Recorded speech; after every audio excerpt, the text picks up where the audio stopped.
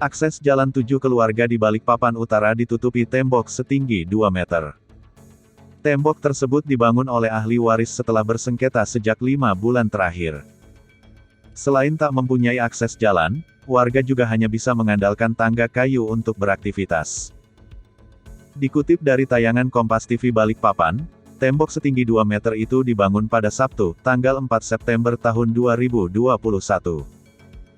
Kejadian tersebut dialami setidaknya 7 kepala keluarga di RT 51, Jalan Soekarno, Hatta, Kecamatan Balikpapan Utara.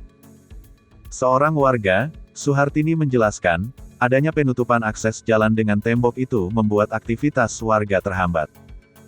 Saya cuma minta sisi kemanusiaan aja, karena di sini ada 7 kepala keluarga yang masih perlu aktivitas, katanya. Warga terpaksa harus menggunakan tangga darurat yang terbuat dari kayu untuk melakukan aktivitas sehari-hari.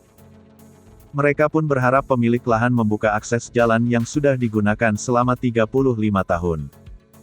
Sementara itu, diduga, penutupan jalan ini dipicu karena adanya kesalahpahaman.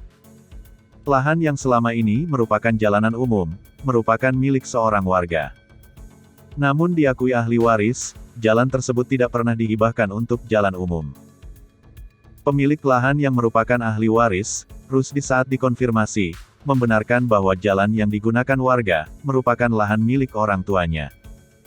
Sejak 5 bulan lalu telah dilakukan perundingan dengan warga untuk mencari jalan alternatif. Kami nembok batas kami sendiri, tanah sendiri, di mana masalahnya, tegas Rusdi.